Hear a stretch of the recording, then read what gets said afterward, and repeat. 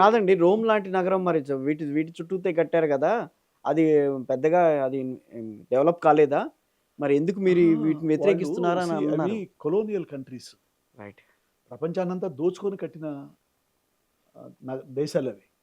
మనకు ఈరోజు జీతాలు ఇవ్వాలంటే అప్పు తెచ్చుకోవాల్సొస్తుంది. మనకు పోలికేంటి?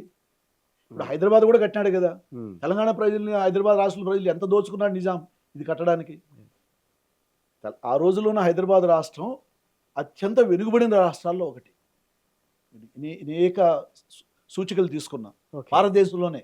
భారతదేశంలో. దేశంలో ఉన్న ఇతర ప్రావిన్సెస్ ఉన్నాయి గదా! హ్మ్. ఇది రాష్ట్రాలు. అవును. వీటన్నిటిలో గూడా తెలంగాణ ప్రాంతంలో ఉన్న గ్రామీణం హైదరాబాద్‌ని తీసేస్తే చాలా చాలా వెనుకబడిన ప్రాంతం. అంత వెనుకబాటుతనం, మూర్ఖత్వం, దోపిడీ, అణచివేతలో ఉన్నాడు. హైదరాబాద్‌ని కట్టుకున్నాడు. ఇక అన్నీ దోచుకునే కట్టుకున్నాడు. ప్రపంచంలో ధనవంతుల్లో ఒకడుగా ఉన్నాడు. యెస్. మరి మనం దేన్ని ఉదాహరణగా తీసుకోవాలి? రైట్. ఈరోజు మనకు అక్కడున్న పరిస్థితి ఏంటి? యెస్. ఆ? హైదరాబాద్‌ని పోగొట్టుకున్నాము అని ఒకవైపు అంటూనే, లోటు బడ్జెట్ రాష్ట్రం అనుకుంటున్న అంటూనే, ఉన్నంతలో మేనేజ్ చేసుకుంటూ రాష్ట్రం అంతా అభివృద్ధి చెందేట్టు చేసుకోవాలనా? నువ్వు వేల కోట్ల అప్పు తెచ్చి ఒక నగరం మీద పెట్టి దాంట్లోంచి ₹1 ఆదాయం రాదు. ఎవడు తీర్చాలి? సో, అమరావతికి ఇది ఫీజిబుల్ లొకేషన్ అని చేసిన అధ్యయనమే లేదు. బహుశా ఇండియాలో ఒక ఫీజిబిలిటీ స్టడీ లేకుండా, హ్మ్. ఒక సైంటిఫిక్ స్టడీ లేకుండా ఫర్ కన్‌స్ట్రక్షన్, హ్మ్. లొకేషన్ ఒక పార్ట్ ఎక్కడుండాలనేది. బట్ కన్‌స్ట్రక్షన్ గూడా ఒక్క ఫీజిబిలిటీ స్టడీ గూడా లేకుండా చేసినటువంటి రాజధాని బహుశా ఇదే కావచ్చని అనుకుంటున్నా. హ్మ్. ఎందుకంటే నయా రాయ్‌పూర్ కూడా ఆ ప్రభుత్వం కొన్ని కమిటీలు వేసిందంట. మీరందరూ విడివిడిగా అధ్యయనం చేసి చెప్పండి అంటే, అందులో ఎక్కువ కమిటీలు ఇప్పుడు కట్టిన చోట మంచి లొకేషన్ చెప్పారంట. హ్మ్. ఇట్లా చేయకపోవడం వల్ల ఈరోజు నీకు ఎన్ని వందల అడుగులో, ఎన్ని పదుల అడుగులు నువ్వు ఫౌండేషన్ ఏస్తున్నావో తెలీదు అవును. పబ్లిక్‌కి. హ్మ్. ఆ!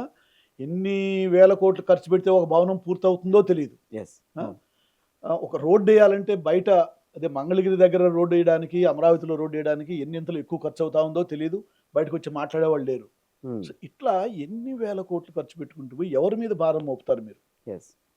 ఇప్పుడు వరద ప్రాంతం అనేది ఇంతకుముందంటే చాలా కోపం వచ్చేది వాళ్ళకి. ఆగస్టులో పడిన వరదలకి సింపుల్‌గా చూడండి. వరద ప్రాంతం కాదు అనుకుందాం. సింగపూర్ వాళ్ళు చెప్పిన మాస్టర్ ప్లాన్‌లో 13,500 ఎకరాలు వరద ముంపుకు గురవుతుంది అని చెప్పేసి వాళ్ళు మార్కింగ్ కూడా చేస్తున్నారు మాస్టర్ ప్లాన్‌లో. హ్మ్. ఓకే. మీరు ఎట్లా తీరుస్తారు దాన్ని? ఇండియాలో ఇప్పుడు హైదరాబాద్‌లో వచ్చినాయి, బెంగుళూరులో వచ్చినాయి, ఇవంతా రాలేదా? అమరావతినే మీరు కావాలని అంటున్నారు అంటారు వాళ్ళు. హ్మ్. మరి హైదరాబాదు, బెంగుళూరులో ఎక్కడన్నా పంపులతో తోడు పోసారా? అంటే నేను కన్‌స్ట్రక్షన్ సైట్‌లో పంపింగ్ గురించి మాట్లాడడంలా. అది హ్మ్. ఎక్కడైనా కన్‌స్ట్రక్షన్ సైట్‌లో నీళ్ళు నిలిస్తే పంప్ చేయాల్సిందే. ఒక సిటీలోంచి వచ్చేటువంటి ఫ్లడ్. యెస్. ఇప్పుడు అమరావతిలో ఏంటి లోయెస్ట్ పాయింట్ వచ్చేటప్పటికి ఉండవల్లికి రావాలి. అవును. ఉండవల్లి దగ్గర కొండవీటి వాగు దగ్గర రావాలి.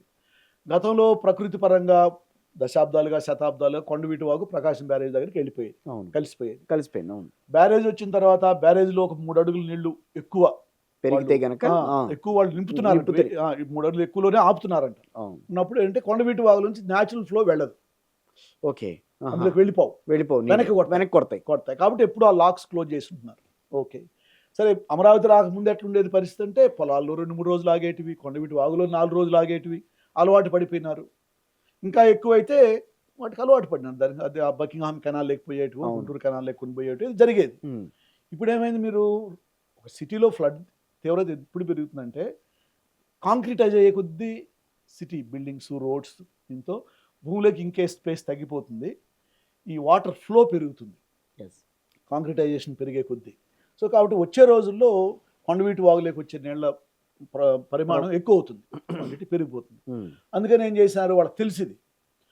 ఫస్ట్ ఫేజ్‌లో పవర్‌లో ఉన్నప్పుడు 15 పంపులు కట్టినారు కొత్తగా. మీరు నోటీస్ చేసుంటే ఉండవల్లి దగ్గర. హ్మ్. ఆ రోజు 250, 300 కోట్లతో కట్టినారు. రోజుకు 5,000 పైచిలుకు క్యూసెక్కుల నీళ్ళని ఎత్తిపోసేట్టు. ఎత్తి ప్రకాశం బ్యారేజ్‌లో ప్రకాశం బ్యారేజ్‌లో పోసేట్టు. పోసేట్టు. ఆహా!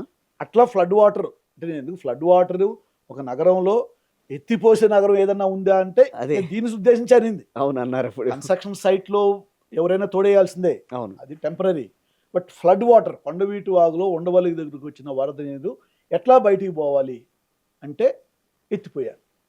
ప్రకాశం బ్యారేజ్‌లోకి ఎత్తిపోయాలి. 15 పంపులు కట్టినారు. భవిష్యత్తులో ఈ క్లైమేట్ చేంజ్ ఎఫెక్ట్స్ ఎప్పుడైనా కుంభవృష్టి పడితే కురిస్తే క్లౌడ్ బర్స్ట్ ఇది ఒక 50 ఈ మధ్య సెంటీమీటర్‌లో బాగా జరుగుతున్నాయి జరుగుతుంది గదండీ! కదా! ఎందుకంటే అవును. క్లైమేట్ చేంజ్ వల్ల ఏమవుతా ఉందంటే, సంవత్సరం అంతా పడే వర్షం ఒక్కసారిగా ఒకే ప్లేస్ లో పెడిపోతుంది ప్లేస్ లో ఒక రోజులో కొన్ని గంటల్లో పడతా ఉంది. అవును. దీనికి భవిష్యత్తులో సిటీ సిద్ధం కావాలి. Yes. సో అమరావతిలో కూడా అట్లా జరిగితే కష్టం అవుతుందని చెప్పేసి రెండో ఫేజ్ పంప్ సెట్స్ శాంక్షన్ చేయించుకున్నారు. Okay. 500 కోట్లతో జియో కూడా ఇచ్చేసినారు. ఎక్కడది?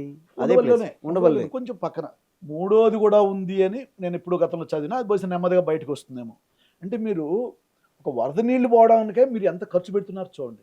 నా పాయింట్ ఏంటంటే ఇది ఒక భారం అవుతా ఉంది రాష్ట్ర ప్రజలకి. Yes. అందులో ఇవన్నీ అందులో భాగాలు. ఇవన్నీ కారణాల వల్ల మీరు ఈ రాజధానిని ఆంధ్రప్రదేశ్ ప్రజల మీద ఒక పెద్ద గుదిబండగా ఆర్థిక భారంగా నెడుతున్నారు. మామూలుగా ఏంటి జరిగేది కాదు ఇది. మరి ఏం చేయాలి సార్? రాజధాని లేకుండా ఎట్లా ముందుకెళ్తుంది? రాజధాని లేకుండా ఉండి ఇట్లుంటేనే రాజధాని అని ఎవరన్నారు? అది పాయింట్ ఏంటంటే అవును. మీరు అనుకున్నట్టు కట్టుకుంటేనే రాజధాని. రాయపూర్ని రాజధాని అని ఎవరు అనరా?